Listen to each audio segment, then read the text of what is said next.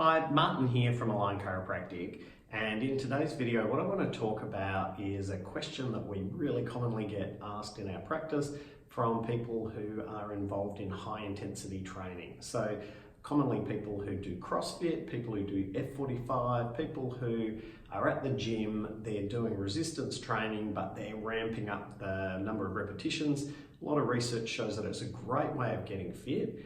And it's something that people really love and enjoy doing. And so what we're really about in terms of taking care of people who are into those types of training is giving them what they really value, which is they want to keep training if they happen to get an injury. So a really common situation that we have with these people is they've come to see us because they've got a lower back injury, they're getting some low back pain, and they want to know, well, what can I keep doing because I don't want to stop everything. And in particular, what can I do that's lower body oriented? Obviously, there's lots of things that I can do with my upper body, but I still don't want to lose everything that I gained in terms of strength and conditioning through my legs, hips, etc. So the clinical process that we work on with people is we use the acronym MABS in terms of what we prioritize. That is, we want to make sure we get proper movement back into joints before we are concerned about alignment.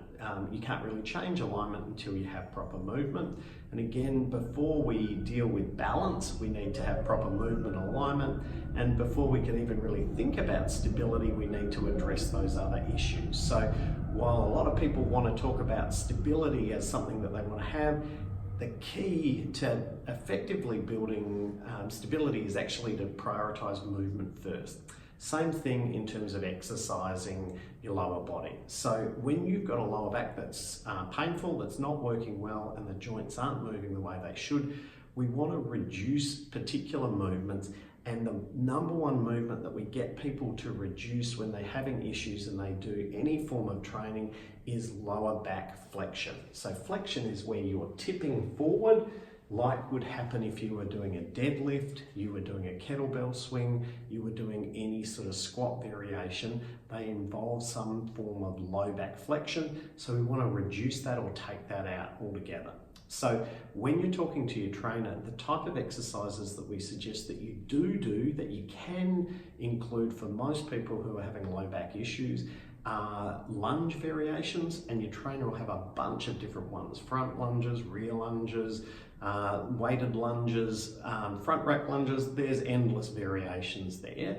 And also step ups, where you're stepping up onto a plyometric box. So they're the two that allow you to have a really good workout, both get your heart rate up as well as improve your strength, but in a way that keeps your lower back nice and neutral and not introduce that low back flexion.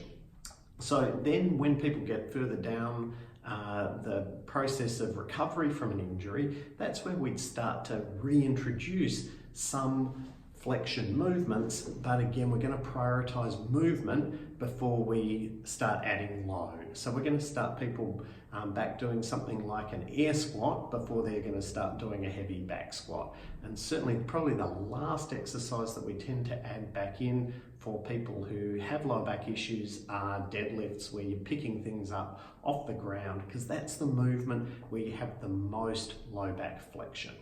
So I hope this tip's been useful.